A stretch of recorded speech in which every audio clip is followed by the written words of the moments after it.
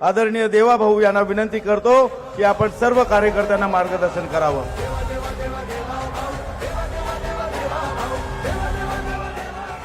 भारत माता की, भारत माता की, छत्रपती शिवाजी महाराज की, धर्मवीर छत्रपती संभाजी महाराज की, जय भवानी, जय भवानी, जय जय जय जय जय भवानी, जय जय जय जय जय शिवाजी। भारत रत्न डॉक्टर बाबासाहेब आंबेडकरांचा वंदे वंदे। हिंदवी स्वराज्याचे सरसंस्थापक छत्रपती शिवरायांना मानाचा मुजरा करतो। भारतीय राज्यघटनेचे शिल्पकार भारतरत्न डॉक्टर बाबासाहेब आंबेडकर यांना मानवंदना अर्पित करतो। आजच्या आपल्या सभेमध्ये ज्यांचा आत्ताच अतिशय हृदयातनं असं भाषण आपण ऐकलं ते महाराष्ट्राचे लोकप्रिय उपमुख्यमंत्री माननीय एकनाथराव शिंदेजी, आमचे 2020चे प्लेयर आणि केंद्रीय मंत्री रामदास आठवलेजी, माननीय विनोद तावडेजी, रामदास कदमजी, अमित साटमजी, आशिष शेलारजी, मंगलप्रभात लोढाजी, राहुल शेवाळेजी, आनंदराव अडसूळजी, नितेश राणेजी, श्रीकांत शिंदेजी, गोपाळ शेट्टीजी, योगेश कदमजी, प्रवीण दरेकरजी, रवींद्र वायकरजी, मीनाताई कांबळे, गौतमजी सोनवणे, काका खंबाळकर, सिद्धार्थ कसारे, अतुल भातकळकर, मिलिंद देवरा, पराग अळवणी, मनीषा कायंदे, मनीषाताई चौधरी, मिहीर कोटेचा, प्रसाद लाड, दीपक सावंत, प्रकाश सुर्वे, कालिदास कोळंबकर, मंगेश कुडाळकर, योगेश सागर, निलेश राणे, राजन सिंग, चित्राताई वाघ, विद्याताई ठाकूर, श्रीकांत भारतीय, संजय उपाध्याय, मुरजी पटेल, शीतल म्हात्रे, पवन त्रिपाठी, अशोक पाटील, गणेश खणकर, सुशांत शेलार, श्वेताताई पुरवळेकर, सचिन मोहिते, राजेश शिरोडकर, रवी गायकवाड, भारतीताई लव्हेकर, थकलो मी। मंचावर उपस्थित महायुतीचे सर्व नेते मंडळी, समोर उपस्थित सर्व नेते मंडळी, उमेदवार आणि उपस्थित सर्व माता भगिनी आणि बंधूंनो, आज मुंबईमध्ये महायुतीच्या प्रचाराचा नारळ आपण फोडलेला आहे आणि आजचा दिवस हा याकरता महत्वाचा आहे की तिथीने आज आई जिजाऊंची जन्मजयंती आहे। ज्या आई जिजाऊंनी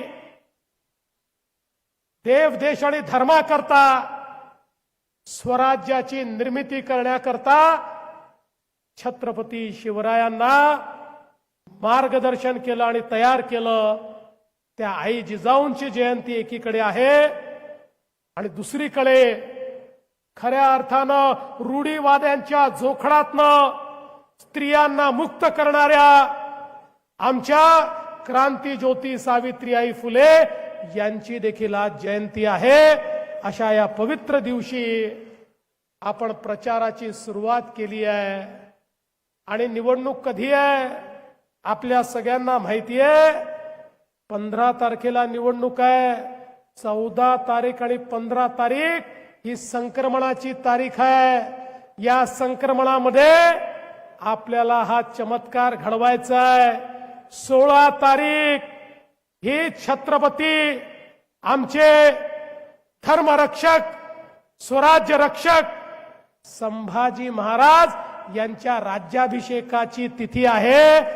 त्या दिवशी या मुंबईमध्ये आपला महायुतीचा महापौर आपल्याला बसवायचा आहे। बंधू भगिनींनो, खरं म्हणजे ही जी निवडणूक आहे, ही निवडणूक मुंबईचं चित्र आणि मुंबईकरांचं जीवन बदलायची निवडणूक आहे। अनेक वर्ष आपण बोल बचन ऐकले, निवडणुका आल्या की बोल बचन, निवडणुका आल्या की बोल बचन. पण आता बोल बचन नाही, वचन देणारे लोक तुमच्या समोर आलेले आहेत. हे आमचं वचन आहे. अरे मुंबई बदलून दाखवली आहे आणि मुंबईकरांचं जीवन देखील बदलवून दाखवू, हे वचन देण्याकरता महायुती या ठिकाणी आली आहे. काही लोकांचं कसं असतं, जहां मिलेगा मुझको दाना वही बसेगा मेरा ठिकाणा. आता दाना पाणी वाल्यांना त्यांचा ठिकाणा कुठे आहे हे दाखवायचं आहे आणि मुंबईकरांचं हित जे जपतात त्यांचाच विचार आपल्याला करायचा आहे. मी आज वेगवेगळ्या ठिकाणच्या सभा करून मुंबईमध्ये उतरत होतो, त्यावेळी डोळे फाडून फाडून बघितलं, मुंबई कुठे गेली का, मुंबई कुठे तुटली का, मुंबई कुठे सरकली का. मला तर मुंबई तिथेच दिसली. पण निवडणूक आली की काही लोकांना मुंबई उत्तरेकडे सरकताना दिसते. अरे तुमची बुद्धी सरकते, मुंबई सरकत नाही. मुंबई तिथेच असते. आणि आता शिंदे साहेबांनी सांगितलं, अरे या ठिकाणी खऱ्या अर्थानं मोदीजींच्या नेतृत्वात या मुंबईला जेवढं मिळालं तेवढं या ठिकाणी जे मुंबईच्या बद्दल आव आणून आणून बोलतात त्यांच्याही काळात काही मिळालं नाही. आणि खऱ्या अर्थानं एक लक्षात घेतलं पाहिजे, अरे हे मुंबई महाराष्ट्रापासनं तोडण्याची हिम्मत कोणाच्या बापाच्या बापातही नाही. आणि आमच्या सोबत तर या ठिकाणी हिंद हृदय सम्राट शिवसेना प्रमुख बाळासाहेब ठाकरेंचा ढाण्या वाघ एकनाथ शिंदे देखील आहे. एक लक्षात ठेवा, जन्माने कदाचित रक्ताचा वारसा मिळू शकतो, पण विचाराचा वारसा कर्माने मिळत असतो. तो विचाराचा वारसा आमच्याकडे आहे, तो एकनाथजींकडे आहे, तो या शिवसेनेकडे आहे, तो आमच्या महायुतीकडे आहे. आणि म्हणून खऱ्या अर्थानं आता मुंबईकर जागा झालाय, तो विकासाचा धागा झालाय, हे देखील आता लक्षात घेण्याची आवश्यकता आहे. बंधू भगिनींनो, मी तुम्हाला हीच विनंती करतो, ही निवडणूक मुंबईकरांकरता अत्यंत महत्वाची आहे. मला काही पत्रकार म्हणाले, दोघं भाऊ एकत्रित आले, आता तुमचं काय होणार, आता तुम्ही कसं लढणार. मी त्यांना सांगितलं, देखकर धुंधली सी ताकत हौसला हमारा कम नहीं होता. देखकर धुंधली सी ताकत हौसला हमारा कम नहीं होता. अरे झूठी आंधियों से वही डरे जिन चिरागों में दम नहीं होता.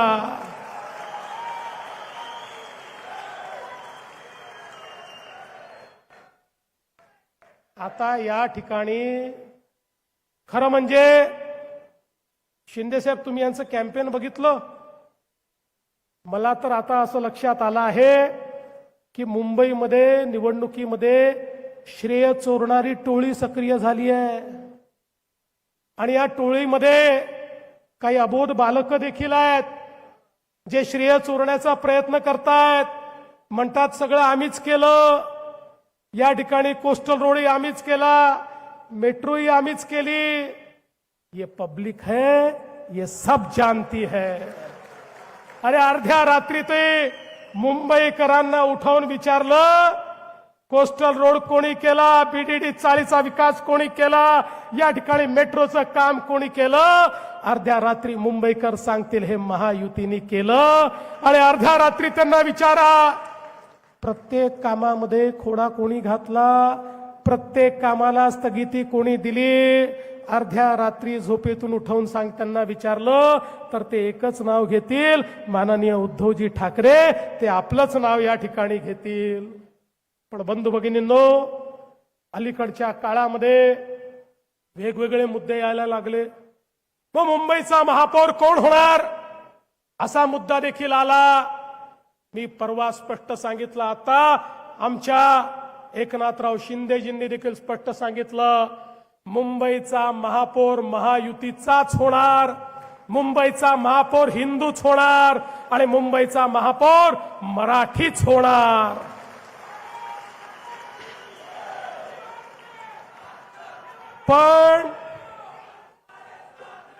पण परवा वारिस पठाण बोलून गेले, मुंबई में बुरखे वाली मेयर बनेगी. आम्हाला वाटलं आता मराठी माणसाबद्दल बोलणारे तुटून पडतील, पण मला समजलंच नाही. अचानक भोंग्याचे सेल डाऊन झाले. एक जण यांच्यातला बोलायला तयार नाही, हे त्याचं उत्तर देण्याकरता देखील तयार नाही.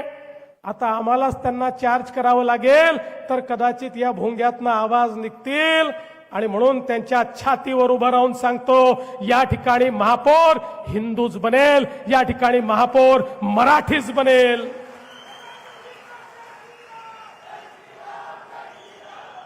आमचं कुठल्या धर्माशी वैर नाहीये. या देशामध्ये प्रत्येकाला आपापला धर्म जपण्याचा अधिकार आहे, आपली पूजा पद्धती जपण्याचा अधिकार आहे. आमचा या ठिकाणी जो विरोध आहे तो त्या ताकदीला आहे, जी ताकद या महाराष्ट्रामध्ये, या हिंदुस्थानच्या भूमीमध्ये वंदे मातरम म्हणायला नकार देते, त्यांच्या विरुद्ध आम्ही या ठिकाणी आहोत. ज्यावेळी त्या माहीमच्या दर्ग्यावर मला बोलवलं आणि मला सांगितलं भारताचा तिरंगा झेंडा या माहीमच्या दर्ग्यावर आम्ही फडकवण्याकरता तुम्हाला बोलवतोय, त्यावेळेस मुख्यमंत्री म्हणून हा देवाभाऊ त्या ठिकाणी गेला आणि त्या माहीमच्या दर्ग्यावर जाऊन त्या ठिकाणी चादर चढवली आणि तिरंगा झेंडा फडकवला. या भारतामध्ये आमची कोणाशी दुश्मनी नाही आहे, पण ज्याची या भारताशी दुश्मनी आहे त्याला मात्र सोडणार नाही, ही देखील आमची या ठिकाणी मानसिकता आहे. आणि म्हणून बंधू भगिनींनो, एक लक्षात ठेवा, वंदे मातरमचा नारा, भारत माता की जयचा नारा तुम्हाला या सभेमध्ये तर ऐकायला मिळेल, पण तिकडच्या सभेमध्ये ऐकायला मिळणार नाही. कारण त्यांनी आता वंदे मातरमची साथ सोडलेली आहे. आता त्यांचा झेंडाही बदललाय, त्यांचा दंडाही बदललाय. आणि म्हणून या मुंबईच्या निवडणुकीत आम्हाला सुरक्षित मुंबई देखील तयार करायची आहे. या मुंबईमध्ये शिरलेले बांगलादेशी गेले 6-8 महिने सातत्याने मागे लागून अनेक बांगलादेशी आम्ही वापस पाठवले.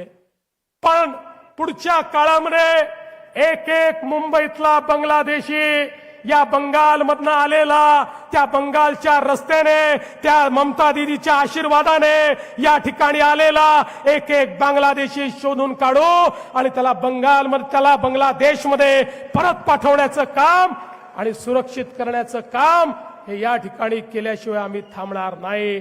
एक सुरक्षित मुंबई आम्हाला तयार करायची आहे. या मुंबईतल्या सामान्य माणसाचं स्वप्न काय आहे? या मुंबईच्या मराठी माणसाचं स्वप्न काय आहे? अरे एकेकाळी या गिरणगाव मध्ये, या दक्षिण मुंबईमध्ये राहणारा तो मराठी माणूस, तो हद्दपार झाला, पाप कोणाचा आहे? गिरणी कामगार हद्दपार झाला, पाप कोणाचा आहे? अरे तुम्ही नेहमीच सांगता माझ्या महानगरपालिकेमध्ये 70,000 कोटी रुपयाच्या फिक्स डिपॉझिट केले आहेत. अरे त्या फिक्स डिपॉझिटच्या रसीदी आम्ही चाटायच्या का? अरे ज्यावेळी माझा तो गिरणी कामगार त्या ठिकाणी मुंबईच्या बाहेर जात होता, ज्यावेळी त्याला त्या ठिकाणी रस्त्यावर आणण्याची वेळ होती, अरे त्या 70,000 कोटीतले 2-3 हजार कोटी जरी खर्च केले असते तरी माझ्या गिरणी कामगाराला याच मुंबईमध्ये त्याचं हक्काचं घर मिळालं असतं. आम्हाला कागद आणि रसीदी चाटण्याकरता त्या ठिकाणी सत्ता नको आहे. आम्हाला जिवंत माणसाची सेवा करायची आहे. जिवंत माणसाला त्याचं हक्काचं घर हे त्या ठिकाणी मिळवून द्यायचं आहे. अरे बीडीडी चाळीच्या संदर्भात किती वर्ष या ठिकाणी संघर्ष चालला, पण आम्ही निर्णय केला की बीडीडी चाळ ही बिल्डराच्या घशात देणार नाही. या ठिकाणी बीडीडी चाळ मराठी माणसाची अस्मिता ज्या ठिकाणी होती, 80,000 मराठी माणसं त्या ठिकाणी वाट बघत होते, कधीतरी आम्हाला आमचं हक्काचं घर मिळेल. पण यांच्या कंत्राटदाराच्या, यांच्या बिल्डरांच्या जाळ्यामध्ये त्या ठिकाणी हा बिल्डर की तो बिल्डर, त्याच्या या भांडणामध्ये त्या बीडीडी चाळीचा यांनी सत्यानाश केला. पण आम्ही निर्णय केला, बिल्डराची आवश्यकता नाही, म्हाडा स्वतः त्या ठिकाणी बीडीडी चाळ बांधेल. 80,000 मराठी माणसं जी कदाचित हद्दपार गेली असती, वसई विरारच्या पलीकडे घर घेण्याची ज्यांची ऐपत नव्हती, 100 स्क्वेअर फुटात राहणारी माझी ते मराठी बांधव आज इमारती उभ्या केल्या, त्याच्या चाव्या दिल्या आणि या सगळ्या लोकांना मुंबईमध्ये 100 फुटामधनं 500 फुटाचं घर त्याच ठिकाणी मोफत देण्याचं काम आम्ही केलं. मराठी माणसाकरता हे काम आहे. आज अभ्युदय नगरचा विकास त्या ठिकाणी आपण सुरू केला. अभ्युदय नगर जे आमच्या गिरणी कामगारांचं, जे आमच्या मराठी माणसाचं एक अशा प्रकारची ही वस्ती आहे, ज्या वस्तीमध्ये आपल्याला मुंबईची खरी संस्कृती पाहायला मिळते. का त्याचा विकास होऊ शकला नाही, पण आज त्याचाही विकास करण्याचं काम हे आम्ही शिंदेजींनी, आम्ही सगळ्यांनी मिळून या ठिकाणी केलं आणि आता त्याचंही बांधकाम आम्ही सुरू करतोय. अरे पत्रा चाळीचा तुम्ही घोटाळा केला, त्या पत्रा चाळीत राहणारा तो मराठी माझा माणूस, ज्याच्या नावानं हजारो कोटी रुपये तुम्ही खाऊन टाकले, पण त्याला एवढंसही घर दिलं नाही, त्याला बेघर केलं. त्या पत्रा चाळीतल्या माणसाला तुमचं पाप आम्ही धुवून काढलं आणि त्यालाही त्याचं हक्काचं घर देणारे आम्हीच या ठिकाणी आहोत. आणि मी तुम्हाला आज सांगतो, आमचा हा संकल्प आहे, यापुढे मुंबईतला मराठी माणूस मुंबईच्या बाहेर जाणार नाही. त्याला इथेच घर देऊ, त्याला मोठं घर देऊ. या ठिकाणी मुंबईकरांचं जे स्वप्न आहे घराचं ते आम्ही पूर्ण करू. आणि एवढंच नाही तर मुंबईच्या झोपडपट्टीमध्ये राहणारा जो व्यक्ती आहे त्या प्रत्येकाला आम्ही घर देऊ. तुम्ही बघा, जेव्हापासनं या महाराष्ट्रामध्ये आपलं सरकार आलं, महायुतीचं पहिलं सरकार असेल, दुसरं सरकार असेल, आता तिसरं सरकार असेल, या प्रत्येक सरकारमध्ये आपण मोठ्या प्रमाणात SRAच्या माध्यमातून योजना सुरू केल्या. जुन्या योजना रखडल्या, पण आपल्या योजना चाललेल्या आहेत आणि मोठ्या प्रमाणात आज झोपडपट्टीवासियांना घरं देण्याचं काम आपण या ठिकाणी करतो. आणि म्हणून मुंबईकरांचा प्रश्न घरांचा आम्ही सोडवतो आहोत. आणि एवढंच नाही तर मुंबईकरांचा दुसरा प्रश्न काय आहे? मुंबईकरांचा दुसरा प्रश्न हा दळणवळणाचा आहे, कम्युटेशनचा आहे. मुंबईकर आपल्या जीवनातले जे क्षण परिवारासोबत घालवायचे ते सगळे क्षण कुठेतरी लोकलमध्ये, ट्रेनमध्ये, रस्त्यावर धक्के खात त्या ठिकाणी तो फिरत असतो. त्या मुंबईकराला त्याचं जीवन सुकर करण्याकरता, इज ऑफ लिव्हिंग आणण्याकरता 450 किलोमीटरच्या मेट्रोचं नेटवर्क आम्ही सुरू केलं आणि त्यातलं जवळजवळ 150 किलोमीटरचं आम्ही पूर्ण केलाय. दरवर्षी आता 50-100 किलोमीटर आम्ही पूर्ण करणार आहोत. आणि मी विश्वासानं सांगतो 2028-29 पर्यंत मुंबईच नाही तर जी विस्तारित मुंबई आहे, MMR रिजन आहे, याच्या कुठल्याही भागातनं कुठल्याही भागात जाण्याकरता जास्तीत जास्त लागणारा वेळ हा 59 मिनिटाचा असेल. अशा पद्धतीनं मुंबईचं नियोजन केलंय. केवळ कोस्टल रोड करून थांबलो नाही, आम्ही कोस्टल रोडला पुढे बांद्र्यापासनं वर्सोयापर्यंत, वर्सोयापासनं दहिसरपर्यंत, दहिसरपासनं भाईंदरपर्यंत, भाईंदरपासनं उत्तनपर्यंत, उत्तनपासनं विरारपर्यंत अशा पद्धतीनं या संपूर्ण रोडचं काम आम्ही करतोय. आणि याच सोबत खऱ्या अर्थानं या मुंबईमध्ये एक पाताल लोक देखील आम्ही तयार करतोय. पाताल लोक म्हणजे काय माहितीये? एक टनेल्सचं जाळं, एक टनेल्सचं जाळं या मुंबईमध्ये तयार होत आहे. मुंबईकरांना ट्रॅफिकमध्ये अडकून पडावं लागणार नाही अशा पद्धतीनं टनेल्सचं जाळं हे त्या ठिकाणी ठाण्याहून बोरीवली करता 2-2 तास लागतात. 15 ते 20 मिनिटांमध्ये तुम्ही त्या ठिकाणी येऊ शकाल. संपूर्ण वेस्टर्न एक्सप्रेसवे असेल, संपूर्ण ईस्टर्न फ्रीवे असेल, या प्रत्येक गोष्टीला डिकंजेस्ट करण्याचं काम या मुंबईमध्ये आम्ही करतो आणि हे करत असताना सगळ्यात महत्वाचं आहे या मुंबईला पर्यावरण पूरक मुंबई म्हणून तयार करणं. शिंदे साहेबांनी सांगितले खरंय, 25 वर्ष राज्य केल्यानंतर या मुंबईचं या ठिकाणी सांडपाणी थेट समुद्रामध्ये जात होतं. अरे अनेक छोट्या छोट्या शहरामध्ये एसटीपी होते, पण मुंबईमध्ये 70,000 कोटीचे फक्त कागद आम्ही पाहत होतो, पण या ठिकाणी एसटीपीची निर्मिती नव्हती. मुंबईच्या समुद्रामध्ये, मिठी नदीमध्ये सगळीकडे इतक्या मोठ्या प्रमाणात घाण पाणी सांडपाणी चाललं होतं. 16,000 कोटी रुपयाचे एसटीपीचं काम आपण सुरू केलं आणि मी तुम्हाला सांगतो 2 वर्षात हे काम पूर्ण झाल्यानंतर मुंबईच्या समुद्रकिनारी तुम्ही आज जाता, तुम्हाला वास सहन करावा लागतो. लोक राज्यभरातनं देशभरातनं चौपाटीवर जातात, घाणेरडा वास सहन करावा लागतो. एकदा एसटीपीचं काम पूर्ण झालं की निर्मल आणि अविरल अशा प्रकारचा समुद्र किनारा या मुंबईला देखील पाहायला मिळेल. हे आम्ही करून दाखवलं. आणि म्हणून बंधू भगिनींनो, आज खऱ्या अर्थानं मी तर तुम्हाला हे सांगण्याकरता आलो आहे, पुढच्या काळात काय काय करणार आहोत या गोष्टी देखील तुम्हाला सांगणार आहे. पण मी हा संकल्प केलाय, मी आणि शिंदे साहेब आणि आमचे रामदासजी, आमची महायुती, आमचा संकल्प आहे पुढच्या काळामध्ये या मुंबईला आम्ही 17,000 कोटी रुपयाचं पर्यावरणीय बजेट हे त्या ठिकाणी ठेवणार आहोत आणि संपूर्ण देशामधली पर्यावरणयुक्त शहर म्हणून या मुंबईला तयार करण्याचं काम हे आम्ही करणार आहोत. याची योजना देखील पुढच्या काळामध्ये आपल्यापर्यंत नेऊ. मी आज फार काळ बोलणार नाही. मला आपल्याला आज एवढंच सांगायचं आहे की जे केलंय ते आपल्या नजरेसमोर आहे. आम्ही केवळ बोलणारे लोक नाही आहोत. खरं म्हणजे काही लोक करून दाखवलं असा बोर्ड लावतात. त्यांना विचारा काय करून दाखवलं? भ्रष्टाचार करून दाखवला, अनाचार करून दाखवला, दुराचार करून दाखवला. पण आम्हाला सांगण्याची आवश्यकता नाही. आमच्या कामाची जीती जागती स्मारकं या संपूर्ण मुंबईमध्ये आपल्याला पाहायला मिळत आहेत. आणि आज मी तुम्हाला एवढंच सांगण्याकरता आलो आहे, या मुंबईच्या जनतेने पुन्हा एकदा आमच्यावर विश्वास दाखवून ही महानगरपालिका आमच्या हातामध्ये द्यावी.